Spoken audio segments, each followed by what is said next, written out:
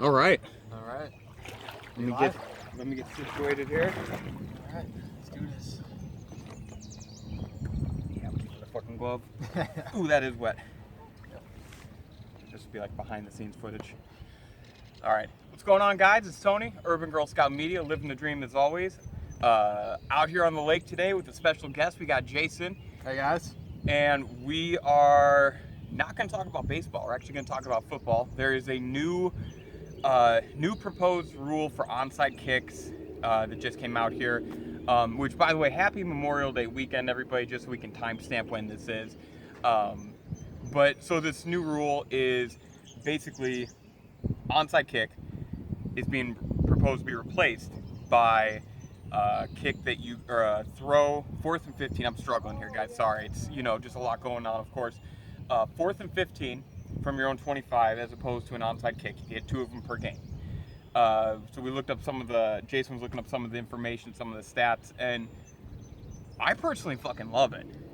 I love the proposal and anything that gets skilled players on the field. If I get another quarterback play like Drew Brees, 4th and 15, and he's gonna go and make the play to try and keep the game intact for the Saints. Yeah. That's a lot more exciting to me than an onside kick. What are your thoughts? See, okay, this is where I struggle because onside kicks are pretty entertaining, especially because they're so rare to actually see happen. Yeah. When it happens, you're like, oh, that was a hell of a play. Mm-hmm.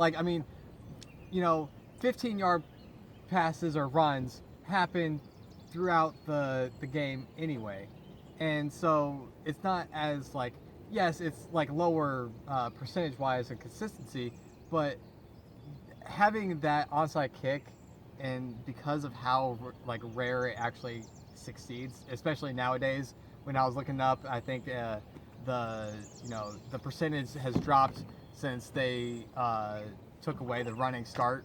How rare it happens kind of, fuels how exciting it is. But on the other hand, yes, getting the QB out there and making the big time plays, that is pretty exciting as well. I can see it both ways. I personally, with this option, you're going to have the option to do both either the onside kick or the 4th and 15 play. So it's not like it's just demolishing the onside kick altogether. You have the option to do one or the other. So I do appreciate that. If they would have just straight out said, no, we're just no longer onside kicks, it's just the 4th and 15, I would have been a little upset. But since they gave you the option, I like it a bit more. Yeah. And with today's quarterbacks like Patrick Mahomes, who will just light it up through the air with all of his receivers and stuff, or a Lamar Jackson, who is a dual threat, who will let me run it for 20, 25 exactly, yards. Man. That really does bring a certain something to the game, a certain excitement. So hell yeah, and that's where I'm at. It's I like that they're giving them options. I like that the NFL is trying to stay ahead of it. That's what the NFL does, is they're always trying to find the what was it, last year they did the pass interference challenge. Yeah. They tried it for a year and they said nope, it's gone. And that's what I think they're doing here. It's they're just doing. That's what makes the NFL so great, in my opinion, is that they're always trying those new things. But also with this, they're taking away some of the. I don't want to call them.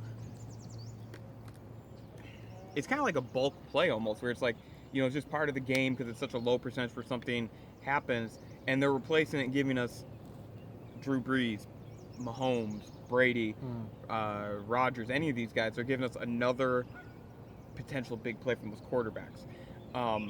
My personal prediction is that it's going to go over well, and they're going to remove the 2 per game cap. I think that will. Now, whether they raise it or just completely remove it, I have no idea. But I think that the NFL has gone so much towards being an offense league that, I just don't see how they don't try and tweak this even more.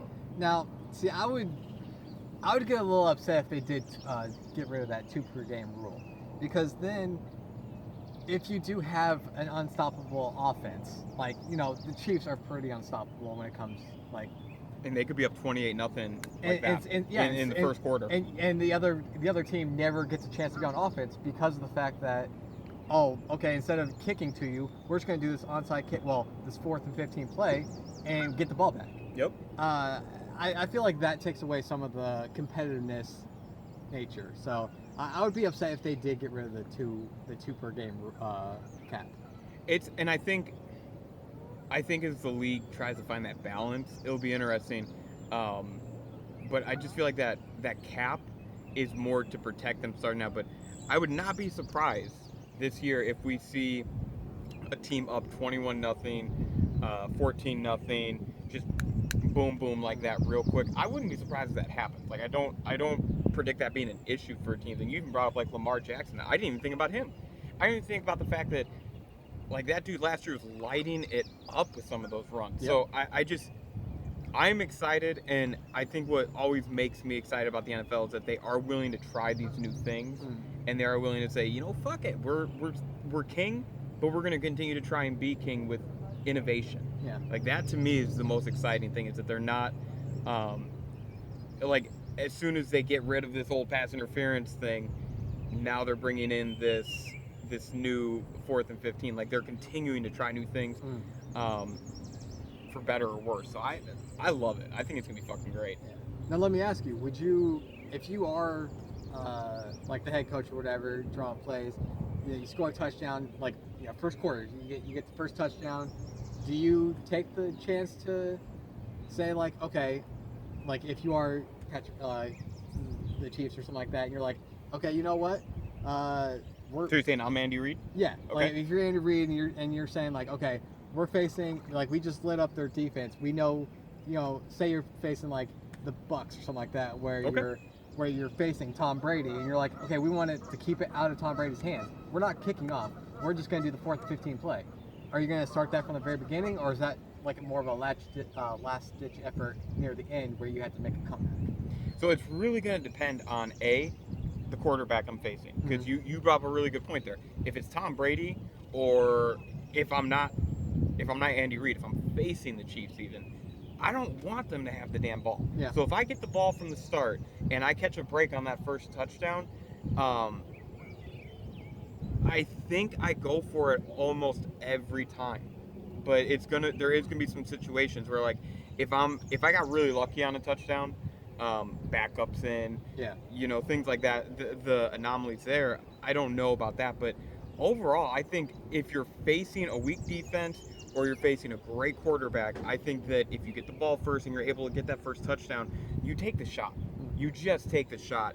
Now, in terms of going one, like, score, make the 4th and 15, and then make the 4th and 15, I don't know if I would do back-to-back. It would really be situational to take that second one. Yeah. But it does make me think about something. I think that they should, before they get this going, if you convert both, you get one extra. Okay. I would like that, because then if you convert both, you get one extra. Well, see, I don't know what the penalty would be, though.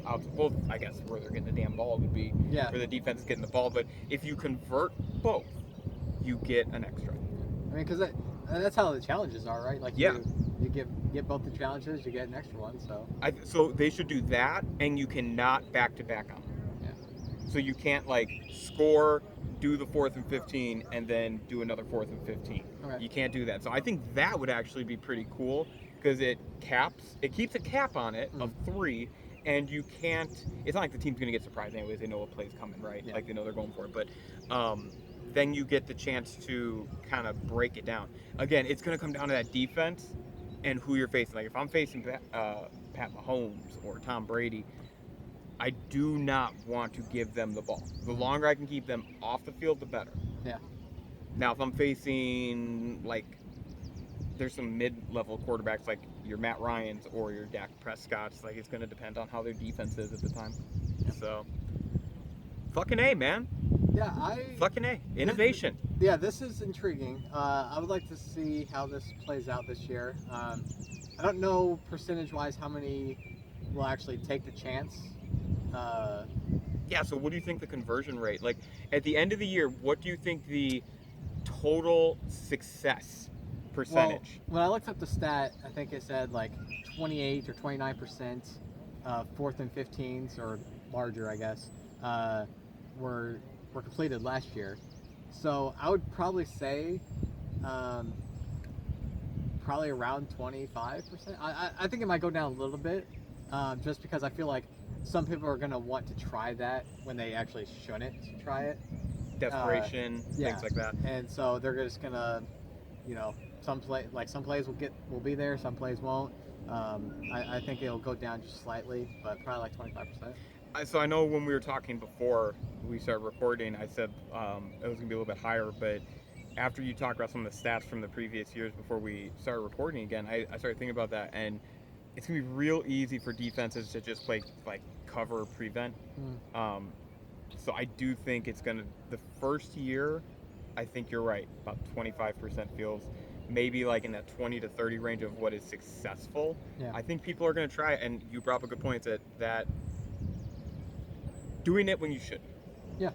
So I mean, because there's gonna be teams that, you know, because the success rate is going to be a little bit higher than what a traditional onside kick is. You're gonna have some of the maybe lesser quarterback teams try it because they're like, okay, well, you're Ryan Tannehill's. Yeah, we have like a 6% chance getting onside kick, or, you know, maybe like a 10 or 15% chance getting the 4th and 15 play.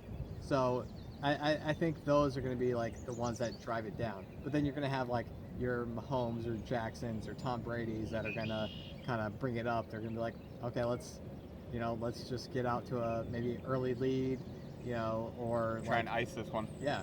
No, fair. Well, there you go, guys. Tell us what you think. Do you think that this is going to be a great play on the part of the NFL? Do you think that this is going to be a disaster? If you were in charge, what decisions would you change? Not that it matters, of course, because no one listens to us. If they did, things would be a lot different. But thank you guys for watching so much. Tony K, we got Jason, Urban Girl Scout Media, living the dream from the lake, motherfuckers.